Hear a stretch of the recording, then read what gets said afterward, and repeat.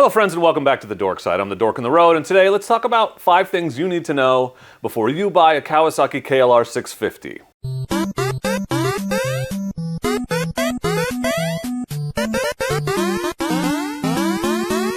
I'm the Dork on the Road and I want to be your internet riding buddy, so please consider subscribing. I have owned my 2022 Kawasaki KLR 650 since October of 2021.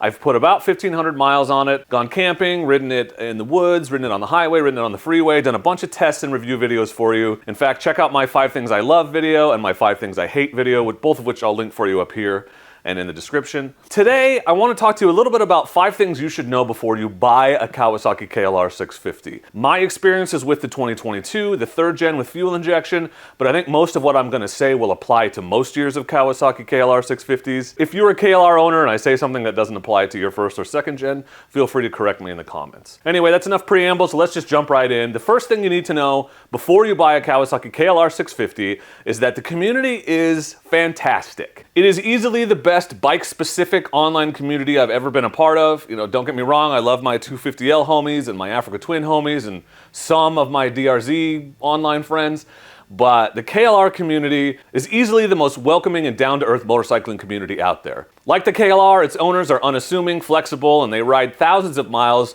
and take on trip after trip without bragging or complaining. You don't see that so much in some of the more high-performance brands and those bikes. Some of these people think they're all Dakar riders, and if you're not, then they will not answer your questions in a friendly way. I don't see that with the KLR at all. I've seen them be very friendly to riders of all skill levels, totally willing to answer questions about bike problems, about mods, about gear, about luggage, about setting up your bike. And I've never seen a community with so many vendors, so many people that make parts and accessories for the bike actively participating in it. I see that a ton in the KLR groups I'm in. They're all in there actively conversing with members and owners, asking them for feedback, answering their questions, directly addressing complaints or issues with their stuff. And that's just really cool and really unique. So yes, this isn't a what it feels like to ride the bike thing, but it's also not something that you're going to find on the stat sheet. So the KLR community online and in person, I've had several people come up to me and be like, oh, cool KLR, I had one or I have one, is awesome. So it's a great community to be joining. You have a lot of support there if you need help or have questions,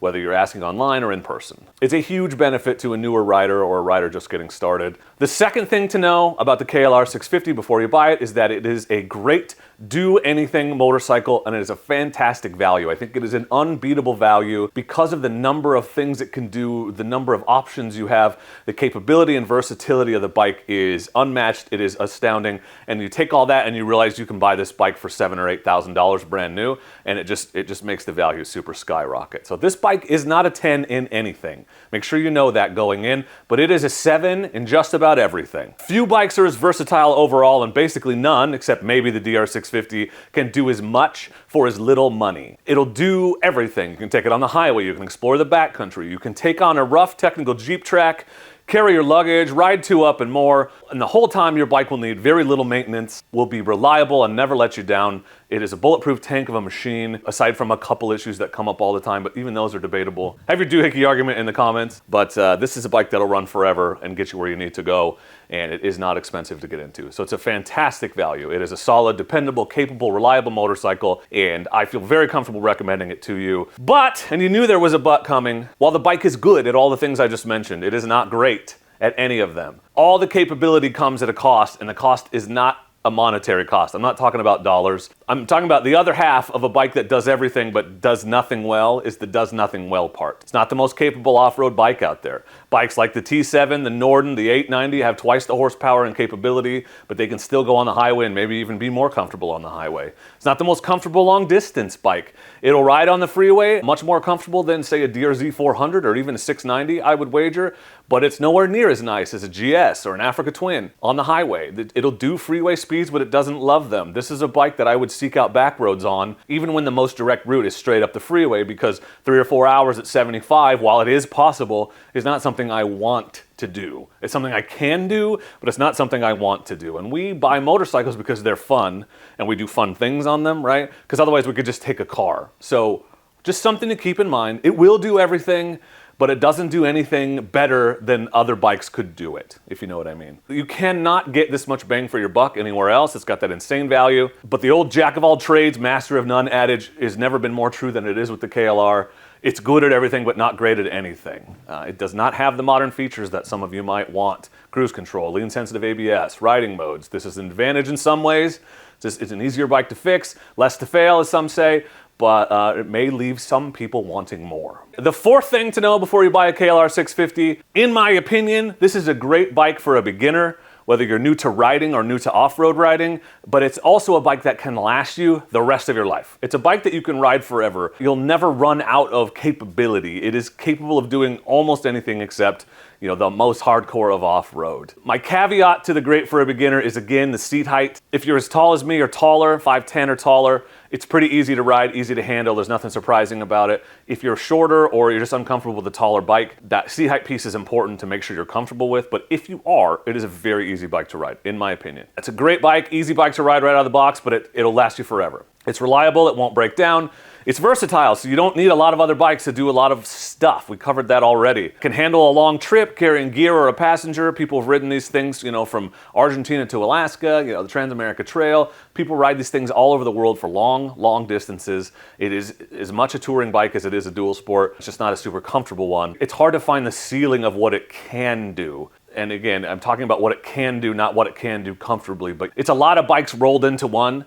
And there's a lot you can do with this bike, so even if you buy it because it's easier to ride when you're new, it'll still work when your skills grow and you can grow into it a little bit more. It's a bike that you can grow into. It's a bike that is easy to ride at first, but capable and fun enough that you can really enjoy it as your skills grow and you get to where you can push a little harder. And the number 5 thing to know about the Kawasaki KLR 650, and here is where, you know, I try to give you the good, the bad, and the ugly truth. And all those things I just said about the KLR are true. The KLR is a great bike. I will continue to recommend it forever, but it is not the most exciting motorcycle to ride. Twisting the throttle of the KLR is not exciting. It's so nice how it just gently kind of and it'll eventually get to the speed you're trying to get to, but there is no thrill there beyond just the general thrill of riding on 2 wheels that you can get on a Grom or a bicycle. There is no thrill when you twist the throttle of a KLR 650. Some of you will argue that if you're really heavy-handed, it's there, and maybe. I know you can wheelie the thing, but the point is, on a day-to-day basis, it is not an exciting motorcycle to ride once you're a skilled rider. Or at least even a moderately skilled rider, anything beyond a beginner. For some, this is a great thing forever. This bike is never scary, always predictable, comfortable, comforting. There's nothing surprising here. It just unassumingly gets the job done no matter the circumstances, but it is definitely more the tortoise than the hare. Some people may want more as their skills grow. Some people may become more skilled, want to take on tougher terrain, want to go faster, or be more comfortable on the highway. Some people may butt up against the limits of that jack-of-all-trades nature and decide they want a different bike for their specific niche or type of riding. That's going to happen with the KLR because it has limits, and some people may want more as their skills grow. Ultimately, I personally wish this was the first adventure bike I bought. I wish I'd bought this bike right after getting a lot of experience on my 250L. Instead, I went straight to an Africa Twin, which admittedly was probably too much bike for me at that time. It was too heavy, too tall, and too powerful for me to really be confident learning on. This would have been a great middle ground for me. It's right over there, that's why I'm pointing at it. This would have been a fantastic middle ground for me, the KLR, and I really wish it's the bike that I had bought right after my CRF 250L. Unfortunately, over the last couple years, I feel like my skills have grown to a point where I want something more. I want a little bit more thrilling, a little bit more scary, a little bit more dangerous, and a little bit more capable. And also, if I'm being honest, a little fancier. While I appreciate the dead simplicity of that motorcycle, I have a DRZ, which is even simpler, and it is neat to get a chance to play with some of the modern features. So I'm sorry to say that my KLR 650 is going up for sale. Now, some of you get very attached to the bikes I buy, so do not hear me saying I'm selling it and then think that what I mean is it sucks and I don't like it anymore. I love it and will continue to recommend it. I ultimately could ride this bike forever, but as I am a person who makes motorcycle videos for a living now, it's important for me to test different bikes, and I'm going to be moving on from the KLR. It's an amazing bike with insane value and capability, and for some it will last forever, but for others, there is a limit to how much fun you can have on it. Those people like me may find themselves eventually wanting more. So if you have any questions about the KLR, my KLR, please feel free to leave them in the comments. If you want to leave your thoughts on the KLR and things people need to know before they buy one, please leave that in the comments. But for now, and as always, I just want to say thank you very much for watching, and please do not forget to be excellent to each other. Thank you. Excellent!